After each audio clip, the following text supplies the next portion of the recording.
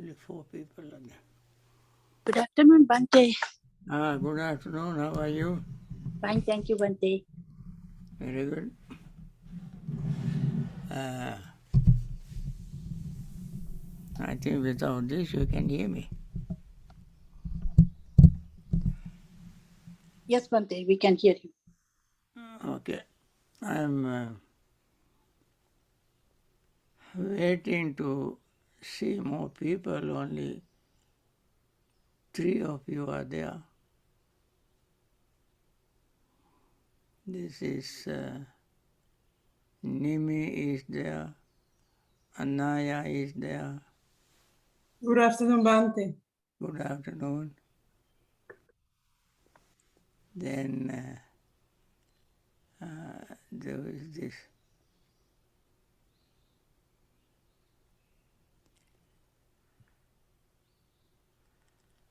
This is Nimi.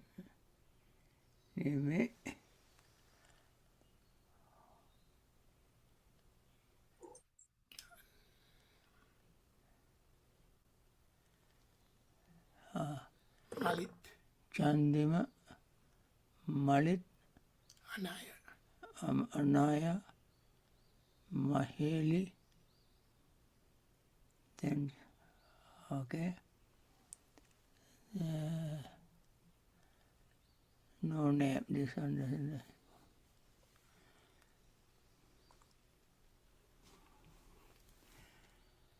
If you, Is that? oh, now we can see the names. Yeah, this is Neme. Neme, Anudi. Malit, Maheli, Anaya, This is Anudi. is Maheli, Anudi. Anudi. There's some. Okay. There's a Chandima. Okay. Okay, at least at least 10 people are there. Okay, let us begin our lesson. We don't want to waste time. Others can join us. Okay.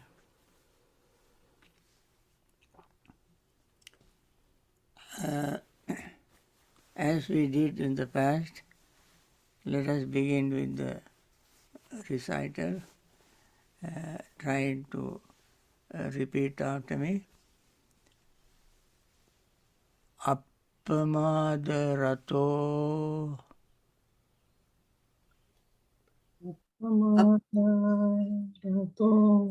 bhikkhu Bhikkhu pamade Pamade bhayadasiva Payadasiva sanyojanam Sanyojanam anungthulang Anumtulam Otu dahang aggiva Taham Agiva gacchati. Gachati Again, appamadarato Appamadarato bhikkhu Bhikkhu Bhikkhu pamade Pamade bhayadasiva Payadasiva sanyojanam Sanyojanam anungthulang Anuntulam dahang aggiva Taham Agiva gacchati. Gachati. Okay. Now let me read the whole line. Appamadarato bhikkhu Appa Rato Bhikkhu pamade bhayadassiva Pamade Payadasiva Sangyojanang anungthulang Samyojanam Anumtulam dahang aggiva gacchati. Aham Agiva Gacchati. Again, dahang must be pronounced as d, like dog, d. Appamada rato bhikkhu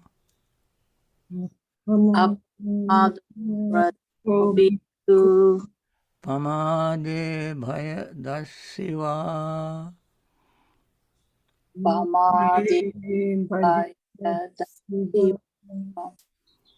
Sangyojanang anungthulang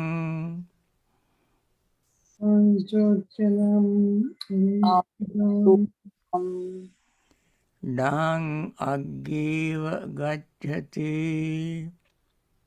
Aham Agiva Gacchati. Okay, let us see the meaning. A monastic who delights in heedfulness, seeing danger in heedlessness, advances like a burning fire against a fetter, small or large. That is the general meaning. Now let us go through word by word. Appamada means heedfulness. Appamada. Rata is who delights. Rato delights. Bhikkhu, monk, nun, or monastic. A monastic. Pamade, in heedlessness. Bhaya, dangers. Bhaya is phobia, fear or danger. Dassiva, seeing. Sangyojanang, the fetter. Anung, small. Thulang, large. Dahang, burning. Aggi, fire. Va means like.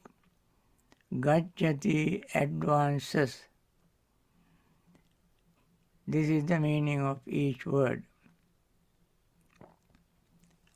Now, when I tell you the story behind this stanza, you can get the message even more clearly. There was a monk in the time of the Buddha. He took a subject of meditation from the Buddha.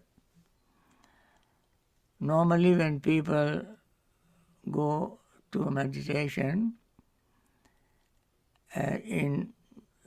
if they are new people, they receive an object of meditation from a teacher, qualified teacher, and then taking that object like breathing or body parts or something like that. These are the subjects that they have to focus your mind on. And this monk took a subject from the Buddha and went to a forest. House may not be very conducive to the practice, may not be quite suitable, and therefore they need to go to a quiet place like a forest or empty house or cemetery So the person has to choose a place to sit and meditate without too much disturbances. So this monk took the subject, went to a forest, and then while he was meditating, there happened to be a forest fire. This forest fire, as it was so raging and burning everything in its way. When fire spreads, it burns everything in its way. And therefore this monk found a rock where there were no trees, no leaves, and so he quickly climbed that rock and looked at the fire. Now fire, since the rock did not have dead leaves or dead trees, fire cannot, for fire to catch, he climbed that rock. And sitting there he watched the fire. And he saw the fire was burning all objects in its way. Grass, shrubs, trees, and all these, even animals, houses, whatever was in his way, the fire consumed. So all this became the fuel for the fire. And fire burned all of them. Seeing this monk thought, this is how we should also burn our defilements, called fetters. Just like this, we must burn our defilements like this fire, so that we will be free from fetters, whether they are small or large. And Buddha, while sitting in Jetavana monastery, his own kuti, was keeping an eye on this monk. Buddha was able to do this very special thing. Not too many people can do that. This is called the knowledge of seeing the thoughts of other people. So he saw this happening to this monk. And Buddha said, Bhikkhu, the monk, this is very good example for you to learn the fire that consumes everything in its way. Similarly, you should focus your mind on all the fetters one by one and destroy all of them. Just like this fire burns all the objects, small or large, in its way. What are the fetters? Fetters are 10 in number. And these 10 are divided into two categories: the heavy fetters and light fetters. Heavy fetters are down to earth fetters.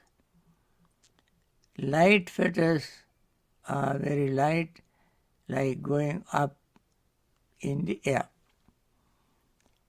So 5 of them heavy fetters, 5 of them light fetters. What are the heavy fetters? Number 1, desire for sensual pleasures. craving for sensual pleasures. It's called in Pali, Kama Chanda. Second, anger or ill will. Then, third fetter is a belief that one can attain liberation by following all kinds of rituals, rites and rituals. That is number 3. Then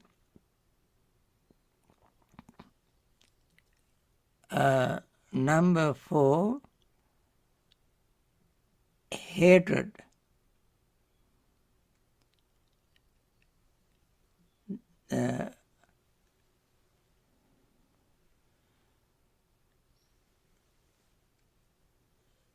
The number 5 is intense greed. Then these 5 are called heavy fetters. And there are light fetters. They are called desire for fine material existence, desire for fine immaterial existence, then conceit, and then remorse, and finally ignorance. These are called 10 fetters. Number 1, belief in the existence of permanent self. In Pali it is called Sakkaya Ditthi. That's a very big topic. I simply want to mention the name, and I think you may not in a position to understand the details, but I simply want to mention the name. Believing that there is a permanent, eternal, immutable, unchanging self. That's a belief. This belief is not right belief, this is a wrong belief, because we do not have such an entity. Then number 2 is doubt. Doubt about the Buddha, Dhamma, Sangha, morality, next life, and believing that there is a benefit of giving, benefit of offering, and all this kind of doubt about doubt about all these things. That's called doubt. The third fetter is that sometimes people believe that they can attain liberation from suffering by following various kind of rituals. They think if they follow rituals, they can attain liberation. These are 3 fetters. They are called belief in permanent self, and doubt, and believing in attaining liberation by following rules, regulation, and what you call rituals. Then the fourth is intense greed. Greed is a fetter that binds us to various objects, internal, external, this life, next life, and so forth. That also is a very big subject. And number 5 intense greed, hatred, resentment, ill will. That is number 5. So, then these 5 are called heavy fetters. Fetters, heavy, down to earth. Other 5 fetters are believing, attachment to fine material existence. That means when one meditates and attains certain states called jhana, they are 4 in number.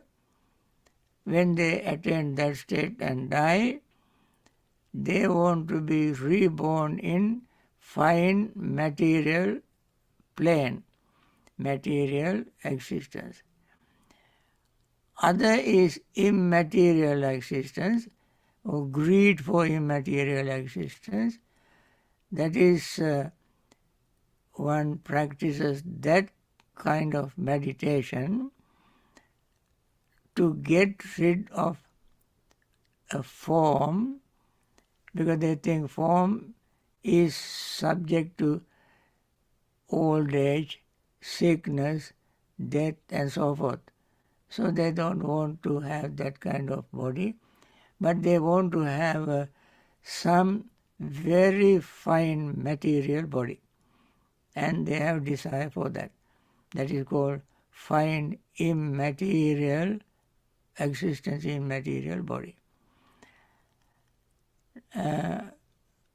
The third of these last 5 is called mana. Mana means conceit. Man also is, literally it means measure. When you want to measure something, you have to have some kind of things like a cup or can or some container to measure. That is one kind of measure. Another kind of measure is our achievement. I am educated, you are not. You are beautiful, I am not. You are tall, I am not. You are famous, I am not. Like that, we compare. That's called conceit. In Pali, mana. Mana. Then the 4th is remorse or restlessness. That also is another fetter. And the last is called ignorance. What is ignorance? Ignorance is not knowing the 4 noble truths. So not knowing the 4 noble truths is called ignorance. These are the 10 fetters. They are subtle and yet very powerful mental states that keep us bound to the world. So, the Buddha said to this monk, with his supernatural power, he sent a light. And then when this monk turned towards the light, Buddha gave this instruction, monk, what you think is correct. This fire consumes everything in its way. Similarly, you must destroy all your fetters, small or large, one by one. You must destroy. Now this monk went for meditation, and Buddha gave further instruction. This is what you should do in meditation. Not just sitting and focusing mind on the breath, but get rid of these fetters. So, the Buddha said, Appamadarato. Appamadarato, who delights in heedfulness. Appamada means heedfulness. bhikkhu pamade heedlessness. Danger, seeing danger in heedlessness. What is the danger of heedlessness? That means what is the danger of not mindful?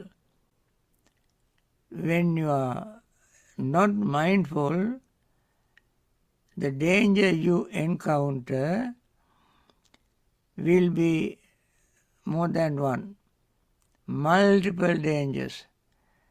For instance, you fall into the trap of wrong company, wrong people, and you get involved in doing wrong things, taking drugs and drinks and also committing unwholesome actions. All this can happen when you are heedless. And when you are heedless, the other danger you encounter would be that you yourself commit many, many unwholesome things. You speak harshly, you tell lie, you slander, you gossip, you insult others, and so forth. You can do many things incorrectly by your mouth.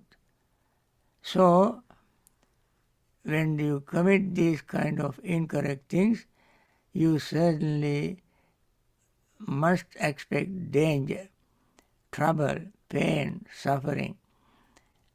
We want to be free from suffering, not to get involved in suffering and succumb to suffering.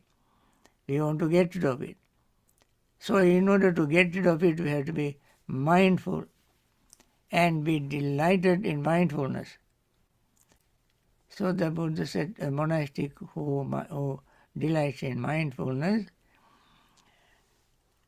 and seeing the danger of unmindfulness,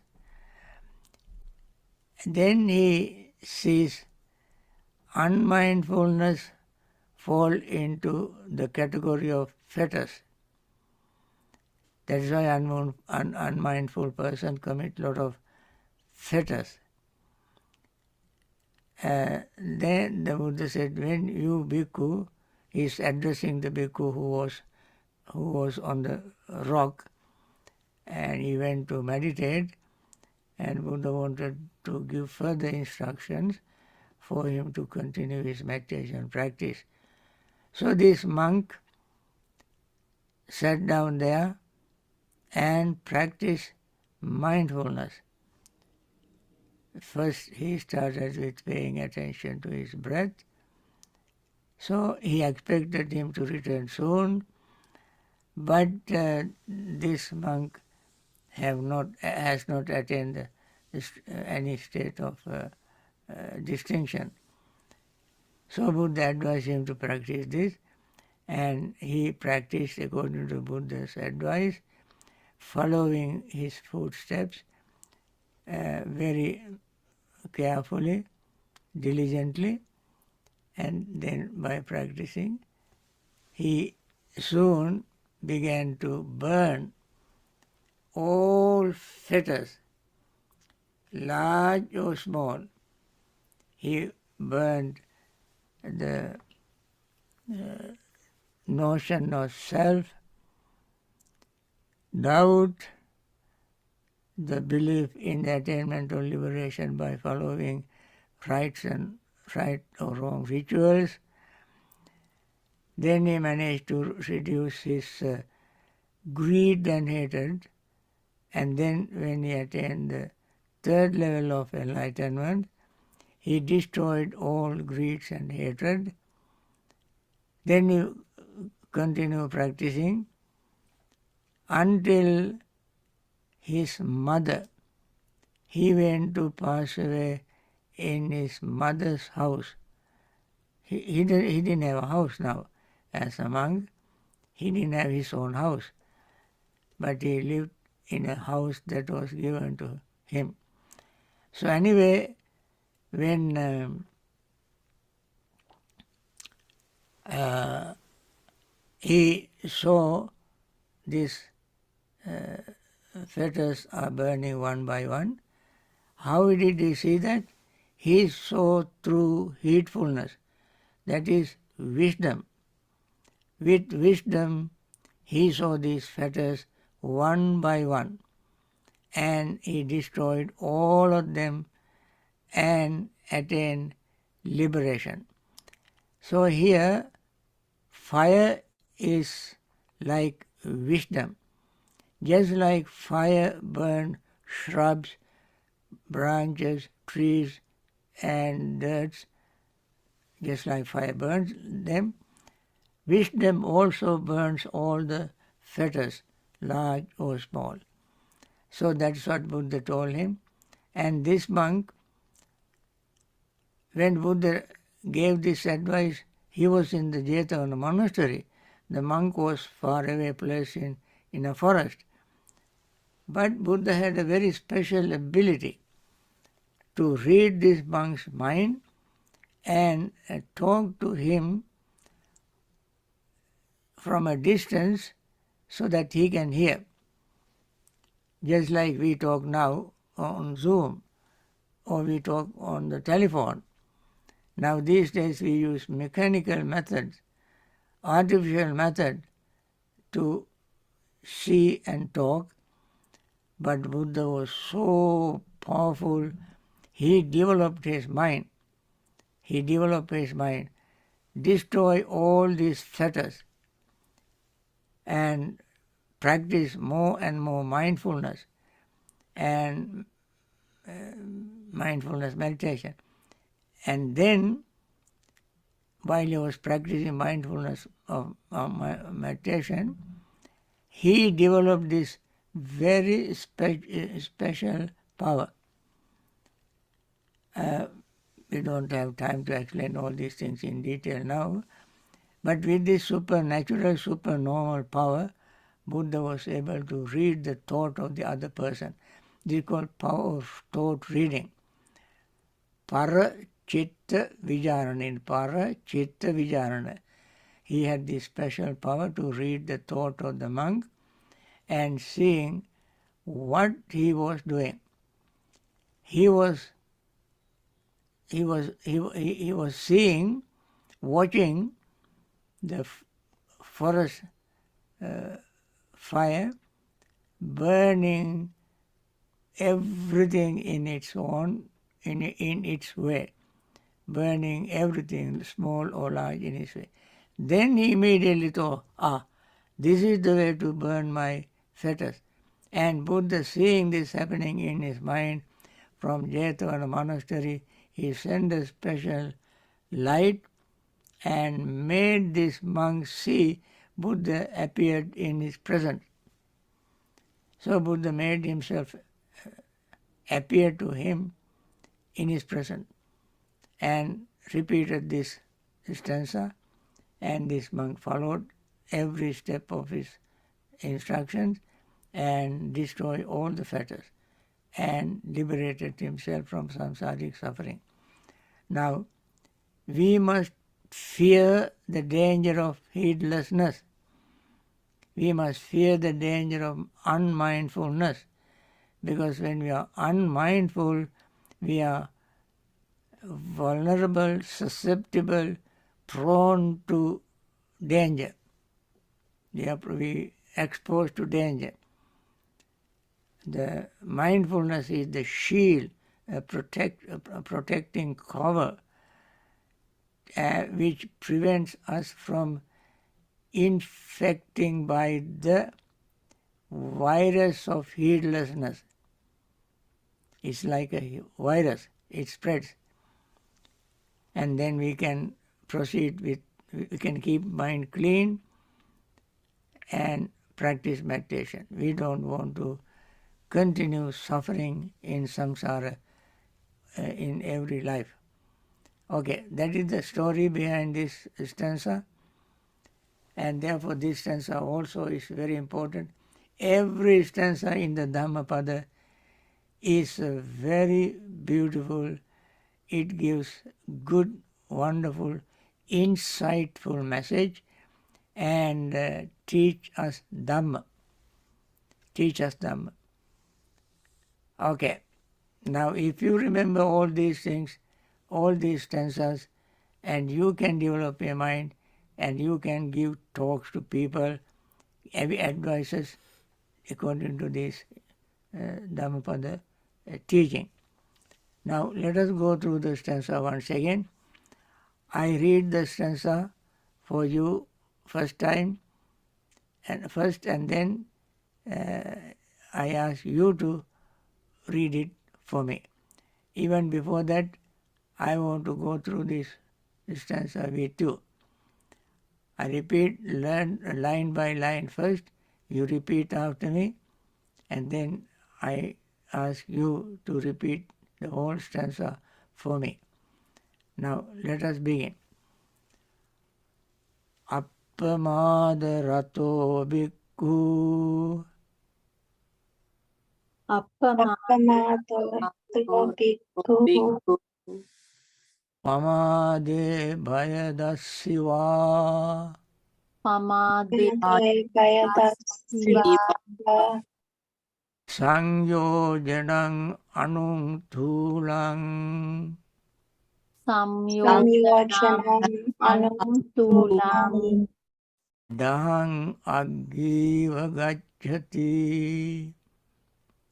daham agiva gacchati. Okay. Appamadarato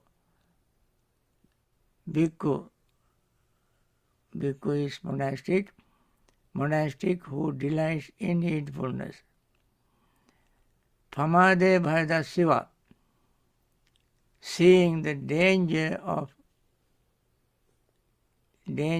in heedlessness. Sanyojanang anung thulang. Fetter is small or large. Anung is small.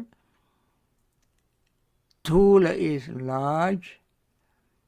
Dahang aggiva gacchati. Dahang burning, aggi fire, like gacchati advances or go. Okay. I read the stanza once again and then I ask you to repeat for me.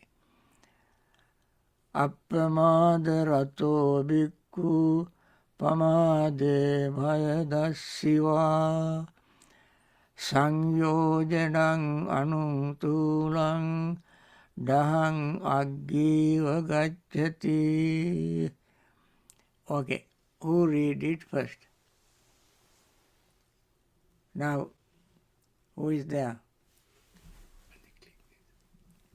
On the top? This one? Ahí está, Bhante. Apamadarato bhikkhu pamade bhajadasiva sanjojanam anuntulam dahang ajiva gacchati. Very good. That is Malit, right? I am Malit Mam. Eh? Malit Mam, Bhante. I am Sumaya, Malit's mother. mother. Yeah, I am Okay. Sumaya. This is Malit's mother. Yes, Malit is in Sri Lanka. Malit is in Sri Lanka. Yeah.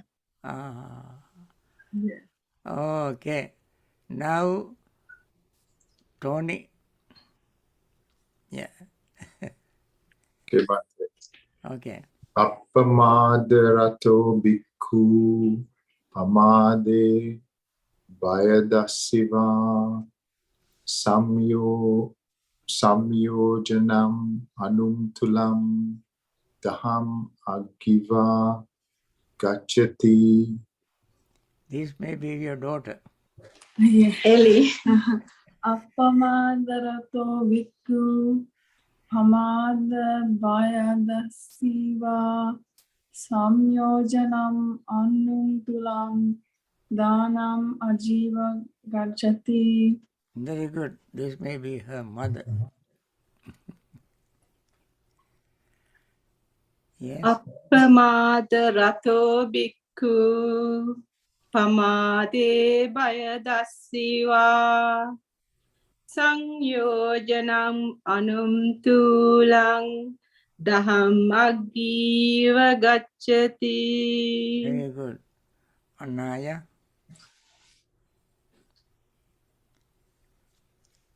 අපමාදරතු භික්ඛු පමාති පයදසිවා සමාජෝනම් අනුතුලං යන්නම් අගවා ගච්ඡති.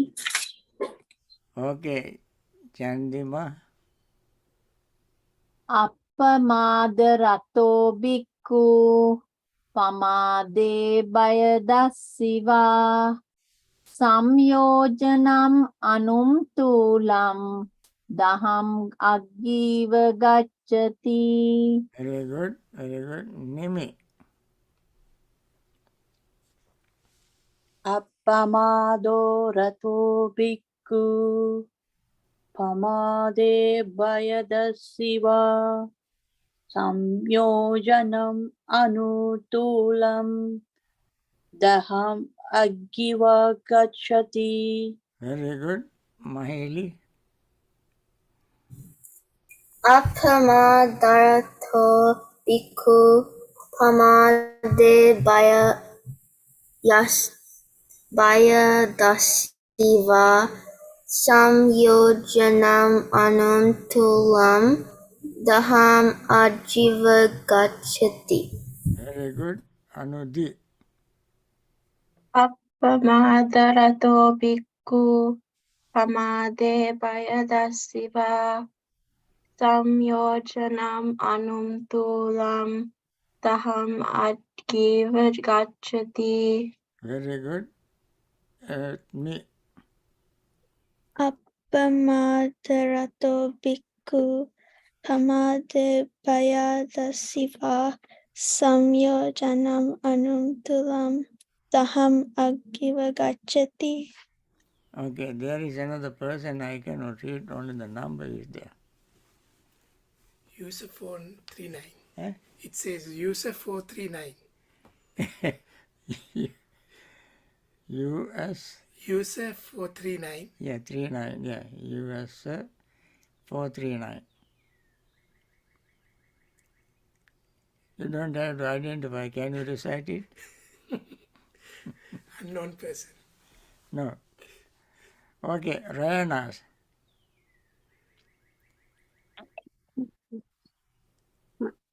Appamādarato bhikkhu pamāde bayadasiva samyojanam anuntulam daham aggiva gacchati.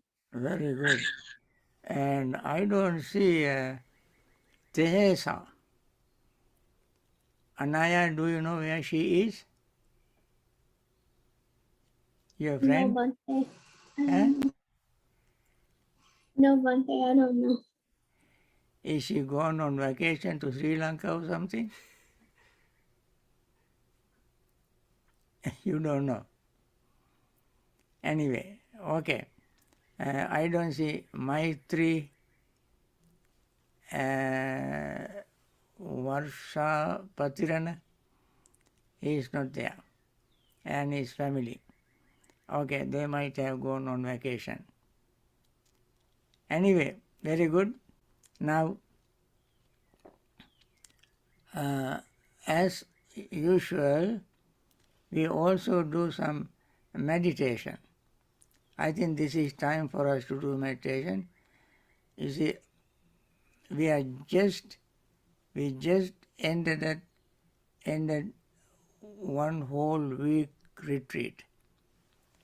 We had a retreat for the monastic. There were about 15 monks came from various places, including some from Canada, some from Germany, and so forth. So we just finished it today.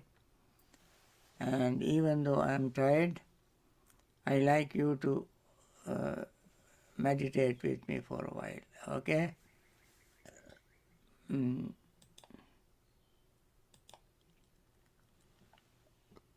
Where is that?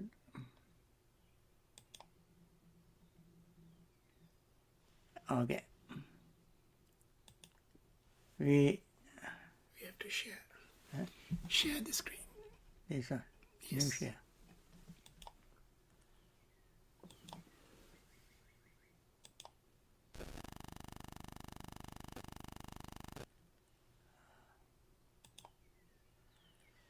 Okay. How we reduce this? Eh? Yes.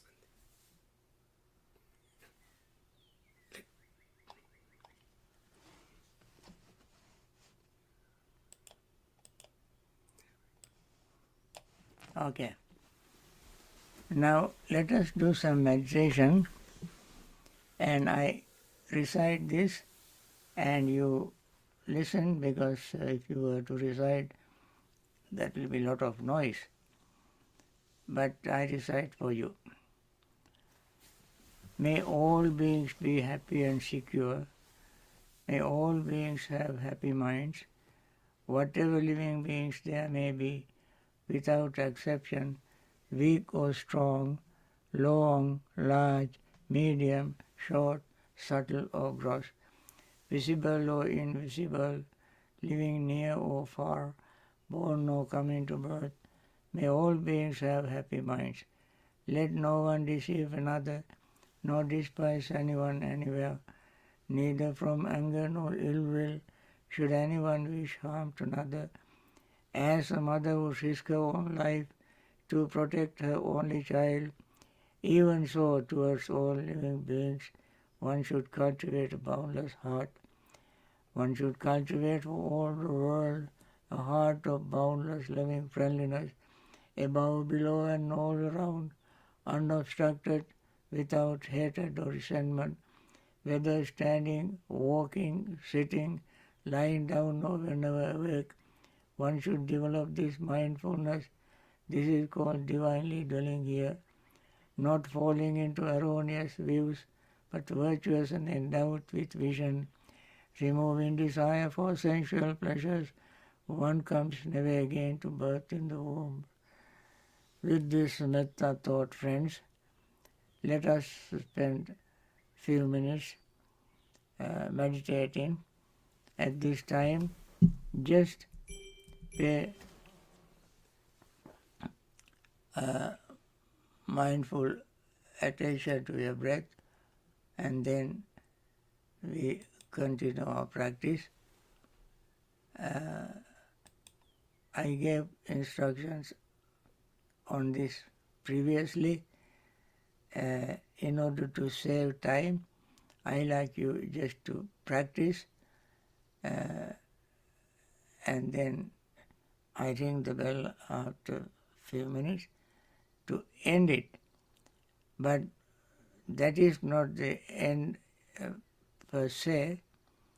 You may continue your practice. This is sort of virtual ending. You end it on your own whenever you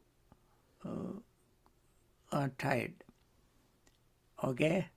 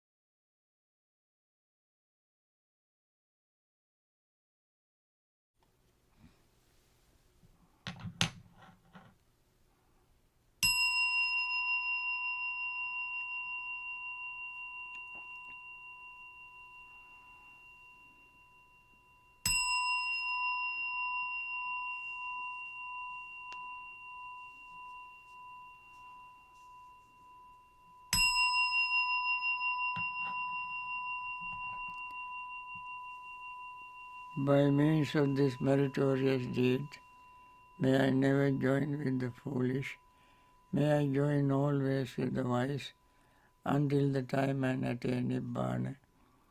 May the suffering be free from suffering, may the fear-struck be free from fear, may the grieving be free from grief, so too may all beings be. From the highest realm of existence to the lowest, may all beings arisen in these realms, with form and without form, with perception and without perception, be released from all suffering and attain to perfect peace. Excellent, excellent, excellent.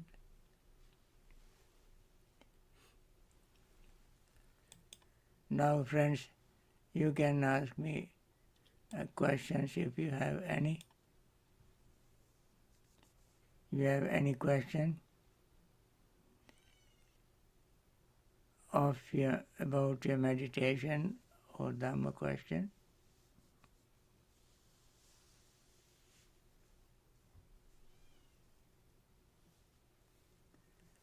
Bhante ji, Yeah.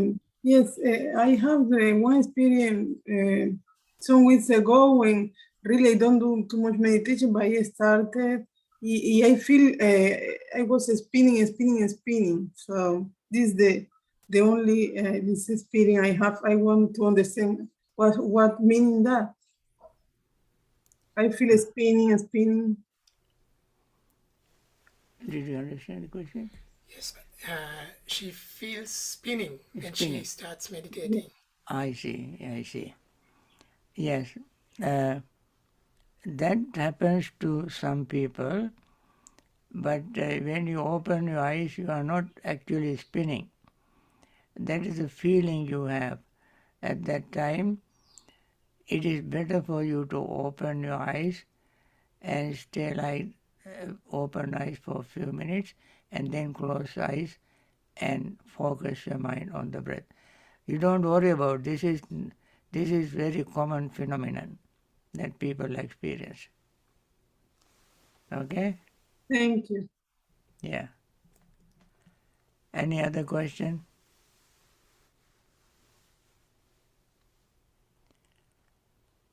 And children have any question?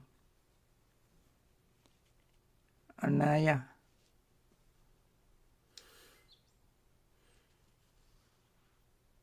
No, but I don't have any questions. No questions. Anybody else? It is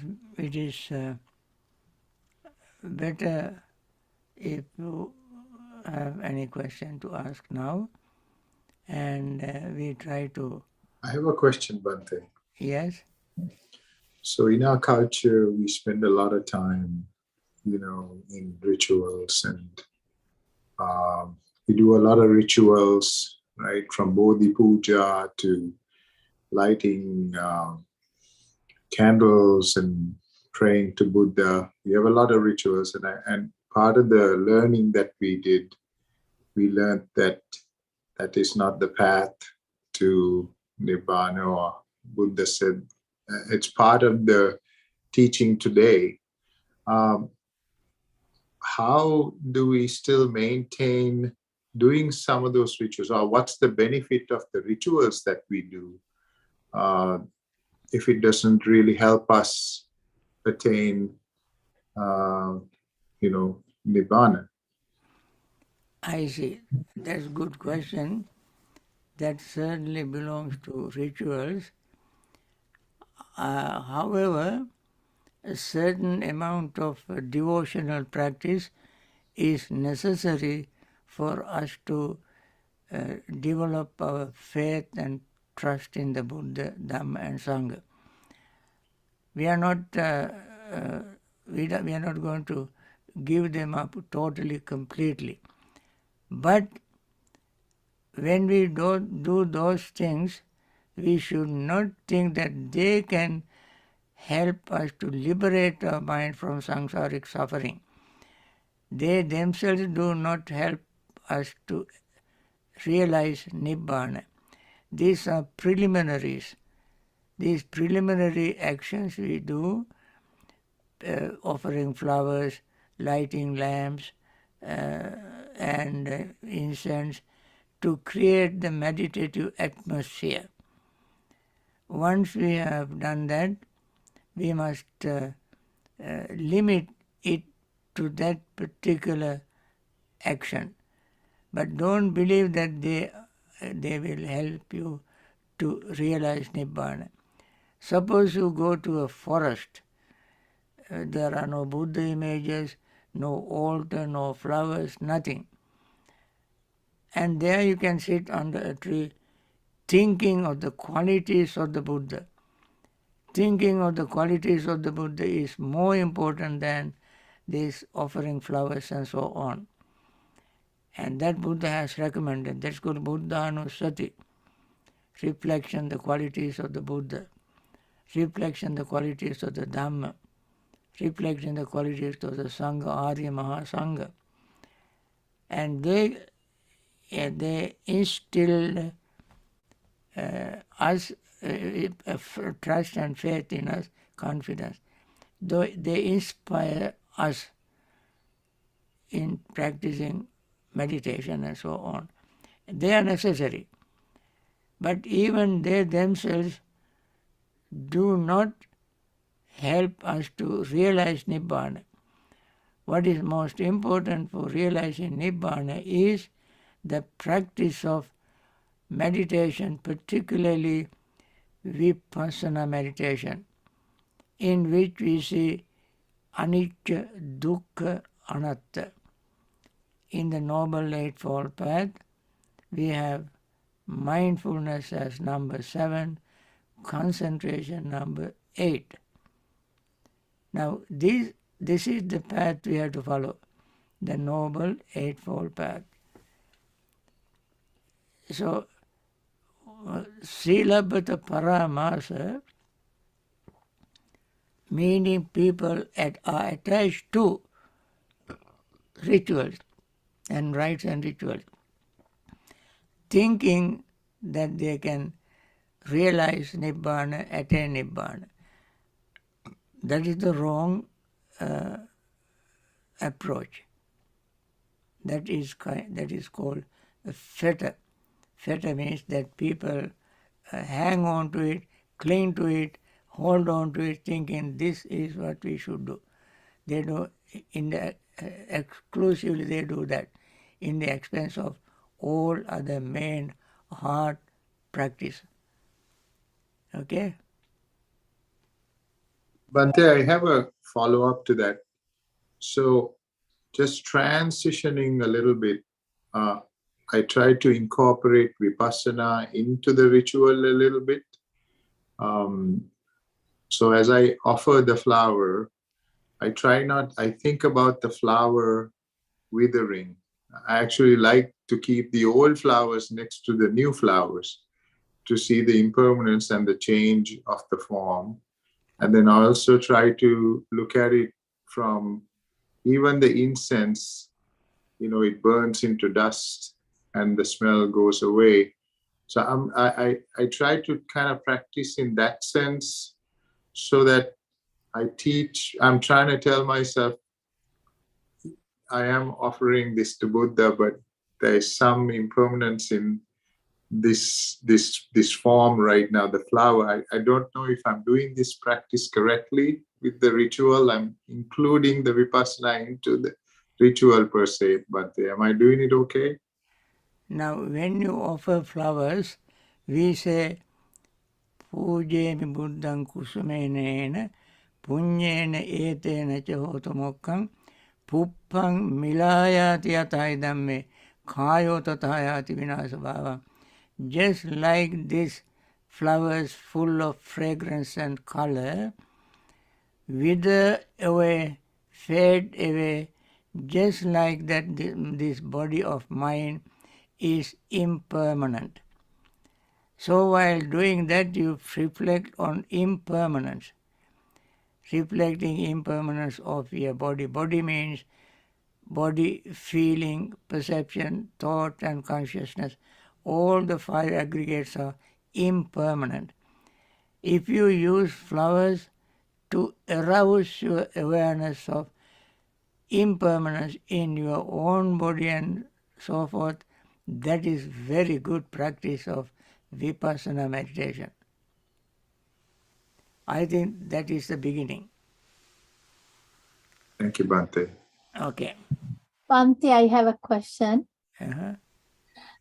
Now that you said vipassana bhavana is something we have to practice because of reminding the impermanence. What is your advice when we meditate, let's say 20 minutes per day or maybe twice a day? Do you think first 20 minutes samatha bhavana, thinking about the air, the breathing, and then next would be another 20 minutes about the vipassana? Is that the right way to practice, Bhante? Now, that is another good question. Samatha, vipassana go together. You practice samatha. Samatha means concentration. You concentrate on your breathing. While you are concentrating on breathing, you notice the breath is coming in, going out, coming in, going out, and the breath is not permanent object. When you become aware of impermanence of the breath, you are practicing vipassana. Concentration is samatha, seeing impermanence, unsatisfactoriness and selflessness, anicca, dukkha, anatta is vipassana. So you don't have to make a deliberate, separate effort to practice vipassana from samatha. These two go together just like two sides of the same coin. Without samatha you cannot practice vipassana. Without vipassana you cannot practice samatha. But the meditator should be able to identify, recognize these two happening in herself or himself while they are practicing. So you don't have to practice 20 minutes samatha, 20 minutes vipassana, not like that. It happens sometimes when you sit, some days, some moment, you gain concentration better. That time you start with concentration. And then later on your mind becomes clearer and clearer and clearer, and then you begin to see the deep, subtle changes taking place in the breath, in your feeling, in your perceptions, and so forth. Then you are naturally, automatically glided into vipassana practice. Okay?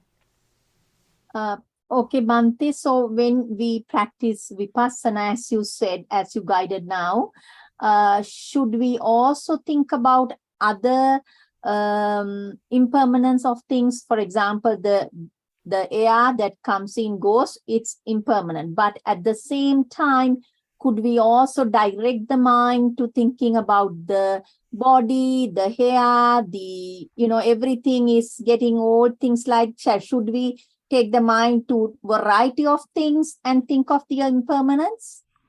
Yes, actually, it is a good question. While you are breathing in and out, your entire body is vibrating, changing, oxygen going into your lungs, and the red blood cells absorb oxygen. That blood goes to the heart. When the heart pumps, that blood with oxygen, rich blood, goes to all over the body, spread all over the body.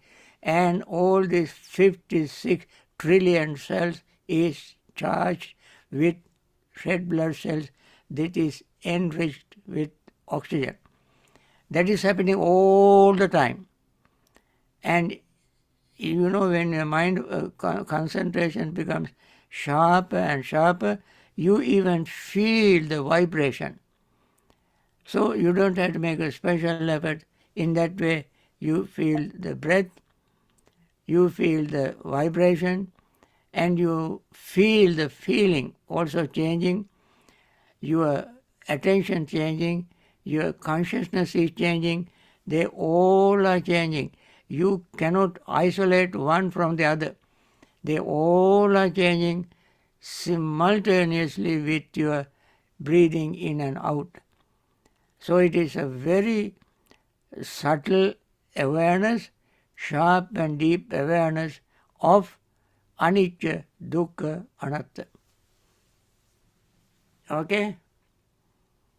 Thank you, Bhante. I think, as I said today, I'm very tired.